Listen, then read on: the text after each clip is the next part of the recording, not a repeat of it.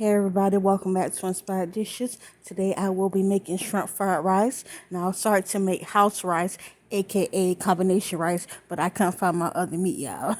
So yeah, this is what I'm gonna do. I have my shrimp that's already pre-cooked. So yeah, usually when it's not like that pre-cooked, you gotta take the veins out the bottom and everything. But yeah, I don't have to do that because it's already pre-cooked. Now you do gotta be careful because if you overcook it, it can be a little rubbery. But I already seasoned that as well with badia complete seasoning and my Old Bay seasoning as well. Now that right there is brown rice. It's already been cooked. I cooked that about 2 days before I did, but usually you're supposed to make your rice a day before. However, if you're in a rush, you can cook it the same day, but make sure it's at least 2 hours and put it in the fridge, not the refrigerator, but the fridge. So yeah, and I also seasoned that. I'll show you what I seasoned that with too, the rice as well. Now I also have 3 eggs. I have apple cider vinegar. And along with that, what you see right there, sugar-free apricots. If you don't have sugar-free, it could be regular, regular. It doesn't matter. And I'm going to use that to make my duck sauce. Now, that sauce right there is what I actually use to season the brown rice. I think I used about a half a teaspoon, if I'm not mistaken. It's very good, yeah. Also, too, I will be adding soy sauce as well as oyster sauce. Now, when I say it adds a great flavor, and of course, it makes your rice a little tan color. Not tan, but you know what I mean, a little dark. So, yeah, and also, too, I have broccoli, which I will be adding in there. I know some people don't use broccoli, but yeah, I love broccoli.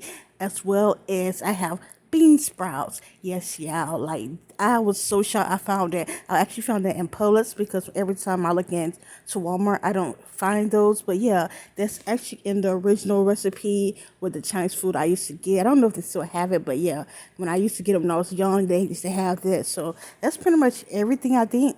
Let's get started.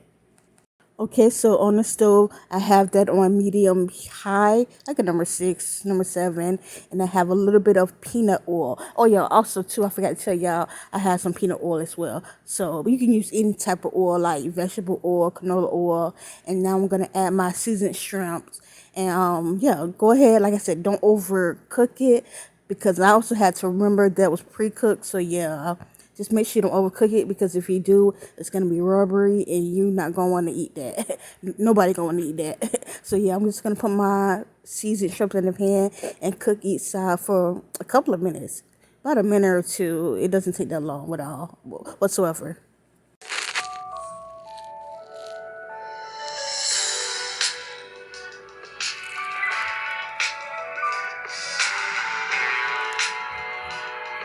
Okay, it's been cooking a few minutes now. See how it's getting a little dark. So I'm about to take that off. And now, as you can see, you see all the little bits and stuff. Yeah, don't wipe that off.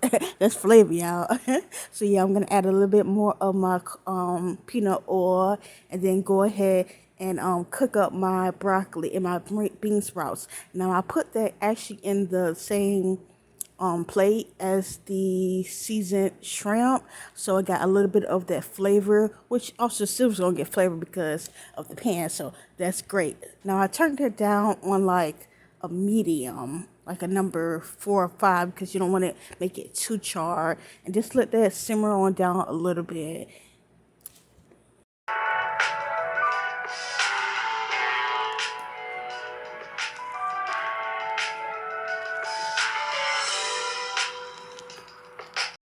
Now you see that I added my bean sprouts and I let that cook for about additional 2, 3 minutes. It really don't take that long for bean sprouts to eat.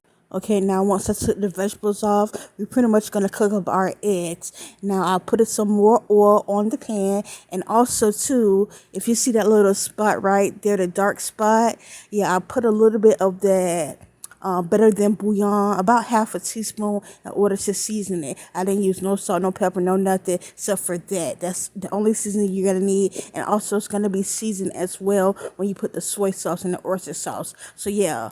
That spot right there is the better than bouillon. So yeah, you just want to go ahead and cook that up. Don't cook it up, too hard because it's gonna cook a little bit when you put the rice in. So yeah, I'm just gonna cook it, very softly. Okay, now once you take the eggs off, you pretty much want to wash it up because you don't want no residue on your pan. So yeah, after I wash that up, you want to go ahead and put some more of that oil, just a little bit, on your pan because now you're ready to fry up your rice. Okay, so now since you have the rice on, you pretty much just want to spread it around the pan, and I have that on like medium high because you do want it to fry up. Now the mistake I used to make in the past is time I put the rice on the pan, I immediately put the soy sauce and those different stuff in order to make my fried rice. And I was wondering why it didn't come out right. But when I was watched I think her channel's called Cooking with Gina or In the Kitchen with Gina, she did this recipe a couple of times, and she was like, yeah, whenever you're making fried rice, you're supposed to let it cook first and then put your stuff in, or your rice is gonna turn mushy. And I was like, oh, I get it now. No one ain't come out right. So yeah, you just wanna go ahead and let that fry up first. Don't put nothing in it yet. Just let that fry up. And you'll know when it's frying up because you will hear that noise. Like it's popping or something. Yeah, you'll hear a noise and you'll know it's frying. Alright, so now after it's been pretty much cooking for about 5, 6 minutes, you want to go ahead and add in your soy sauce and also your oyster sauce. Now the oyster sauce has a strong flavor, so you don't have to put that much on there. Just put a few dabs. Now with the soy sauce, still be careful if you're using the low sodium, then you might be alright. But if you're using the regular one, it has salt in it, so be very careful of how much you put in there. Just put a few dashes because if it's not enough, you can go ahead and add extra. But if it's too much, you can't take that back. So yeah, just be mindful of that. So yeah, you just want to stir it up like how I did it, and it looks so good, y'all. Now I'm just gonna pretty much add everything back in there. My broccoli, my bean sprouts, the eggs, and then the shrimp. Oh my goodness. When I say this looks so good, y'all. Yes. So yes, just stir that up. Everything's already cooked. Pretty much you just want to warm that stuff back up. And then I'll plate it and let you know how it tastes. And ta-da! Pork fried rice. Come get your pork fried rice. No, the shrimp. Okay, shrimp fried rice. Shrimp fried rice. Yes, y'all. Yes. And y'all see that logo right there? Oh my goodness! Like, what better way to take it home? To feel me, take it home with using the actual cart, and yeah, that right there, that sauce right there, is my homemade duck sauce. All I did was add a little bit of apricot preserves and about probably like a dash, like half a teaspoon, less than half a teaspoon of apple cider vinegar, and just go ahead and mix it up together. So yeah, and you got your duck sauce. So yeah, I'm about to try this, and when I say this looks so good, oh my goodness, yeah. So when I tried it, I was like, okay, yes, this is like the real thing. Like China Hut, who? You feel me? More like Tay Hut, Tay walking the house.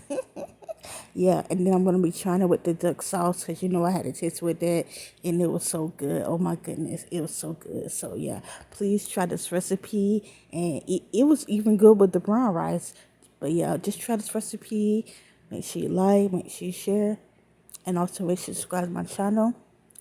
Y'all have a blessed day.